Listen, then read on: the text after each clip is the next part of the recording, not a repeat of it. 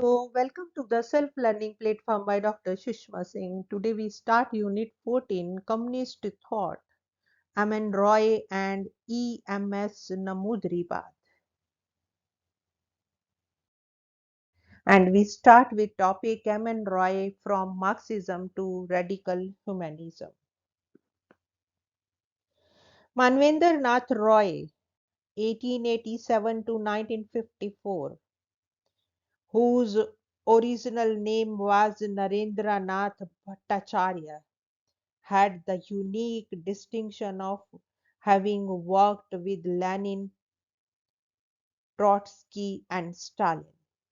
He began his political life as a militant nationalist, believing in the cult of the bomb and the pistol and the necessity of armed insurrection.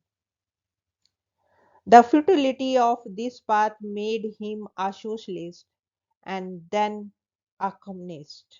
He joined the Communist International but was thrown out of it as he differed from its aim of being an movement all over the world.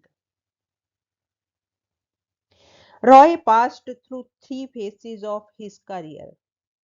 In the first phase, which lasted up to 1919, he was a national revolutionary, smuggling arms for the terrorists of Bengal. In the second phase, Roy was a Marxist engaged in active communist movement, first in Mexico and then in Russia, China, and India.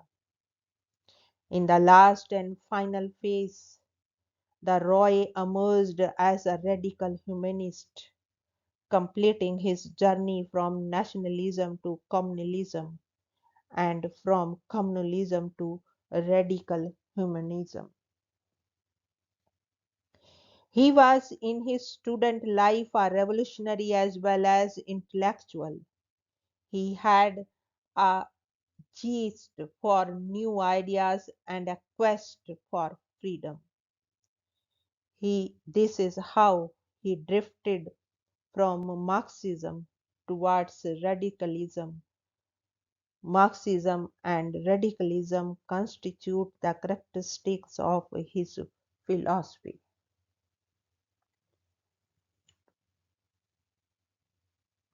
Now let us discuss Roy's radical humanism.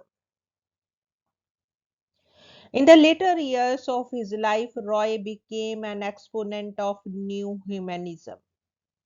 He distinguished this from other humanist philosophy and termed it radical. Though Roy is influenced in his approach by the scientific materialism of Hobbes, ethics of Spinoza, and secular politics as propounded by Locke. He reconciled all these to propound a rational idea of freedom with the concept of necessity. The central purpose of Roy's radical humanism is to coordinate the philosophy of nature with social philosophy and ethics in a monistic system. It is for this reason that Roy claims it as humanist as well as materialist, naturalist as well as nationalist, creativist as well as determinist. Roy's idea revolves around man. It is the man who creates society, state, and other institutions and values for his own welfare. Man has the power to change them for his greater welfare and convenience. His belief lies in man as the measure of everything. As a radical humanist, his philosophical approach is individualistic. The individual should not be subordinated either to a nation or to a class. The individual should not lose his identity in the collective ego of such notions. Man's being and becoming, his emotions, will, and ideas determine his lifestyle. He has two basic traits, one reason and the other the urge for freedom. The reason in man echoes the harmony of the universe, the states that every human behavior in the last analysis is rational, though it may appear as irrational. Man tries to find out the laws of nature in order to realize his freedom. This urge for freedom leads him to the search for knowledge. He considers freedom to be of supreme value, while rationality provides dynamism to a man. The urge for freedom gives him direction. The interaction of reason and freedom leads to the expression of cooperative spirit as manifested in social relationship. Thus, Roy's radical humanism culminates into cooperative individualism. Roy's conception of human nature becomes the basis of society and state. He attributes their origin to the act of man for promoting his freedom and material satisfaction. Roy presents a communal pattern of social growth.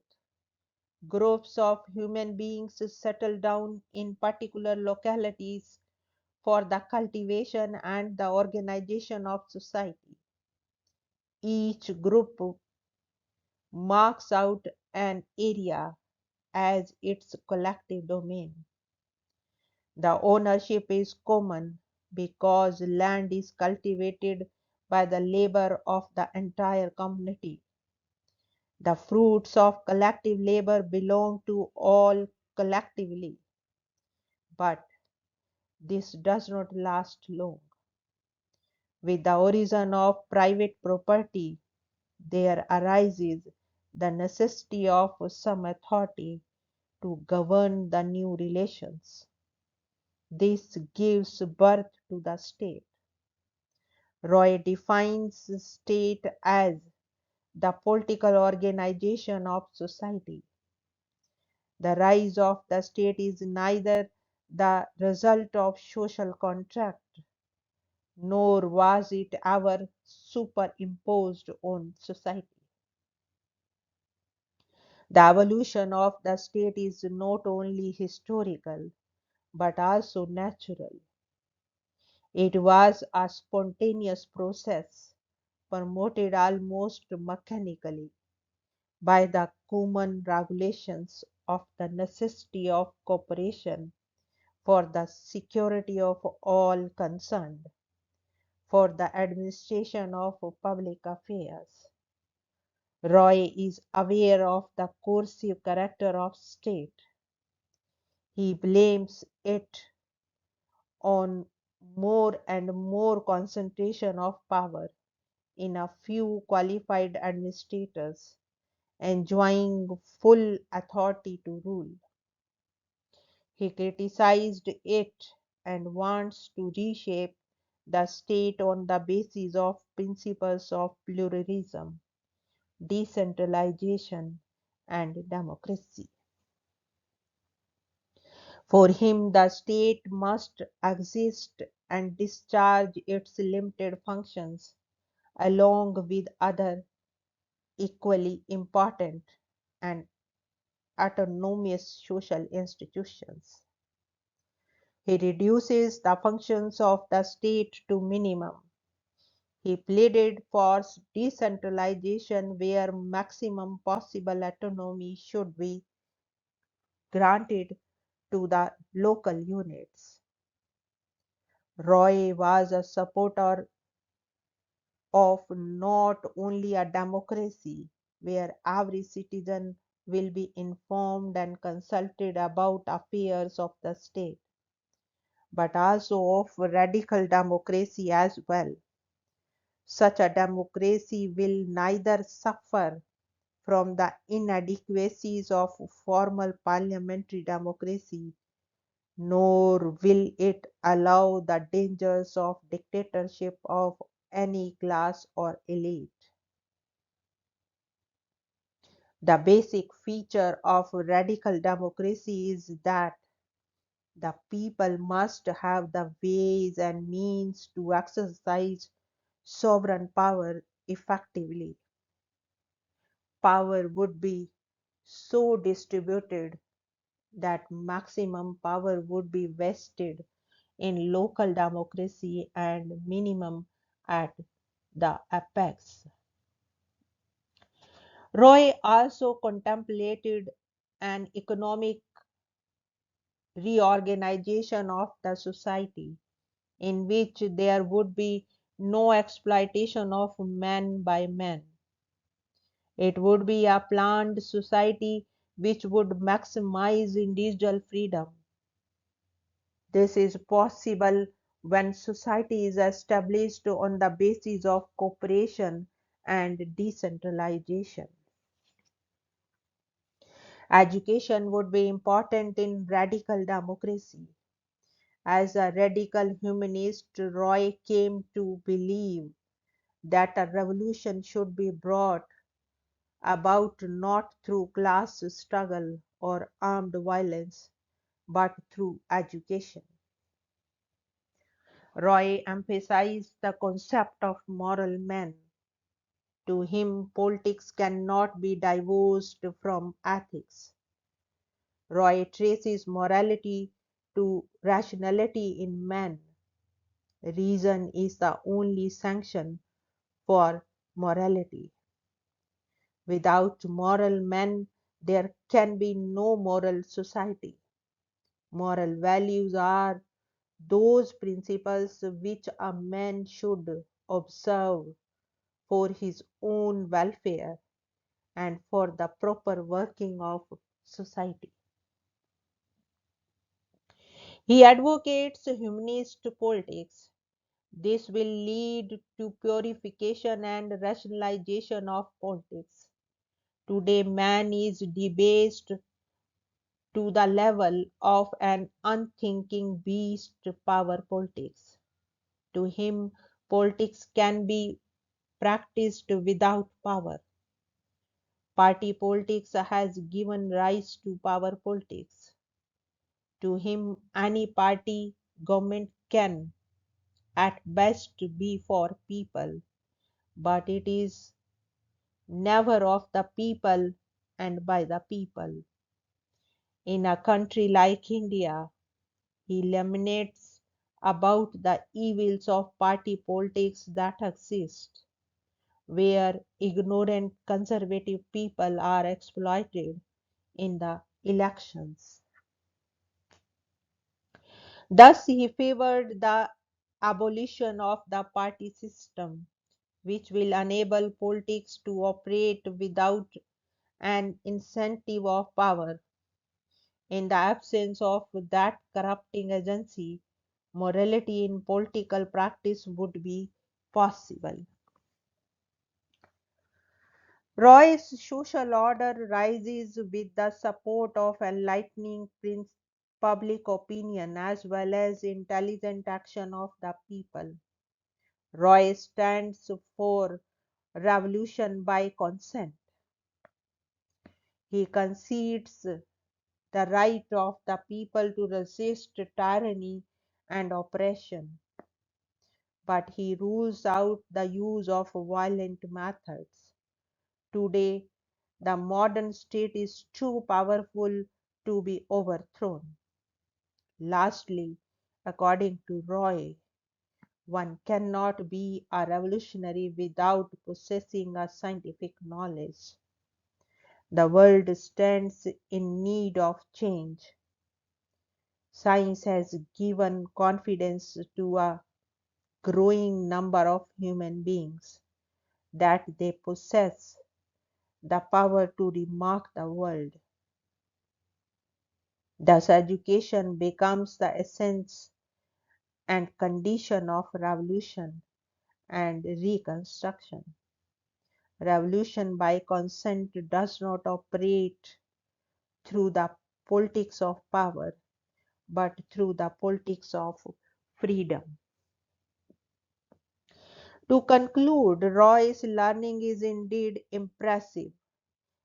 He has written a 6,000-page book, The Philosophical Consequences of Modern Science. His book, Reason, Romanticism, and Revolution, is a significant contribution to political thought by an Indian writer. While India has embarked upon the path of parliamentary democracy, in its neighborhood, many countries were swamped by some form of totalitarianism. He was an ethical revolutionist in the history of socialist thought. He began his academic pursuits as a Marxist, but gradually almost completely restarted all the propositions of Marx. He gave a moral restatement of Marxism. Roy's application of the Marxist concepts and generalization to the structure and processes of the Indian economy and society seem thought provoking and enlightening.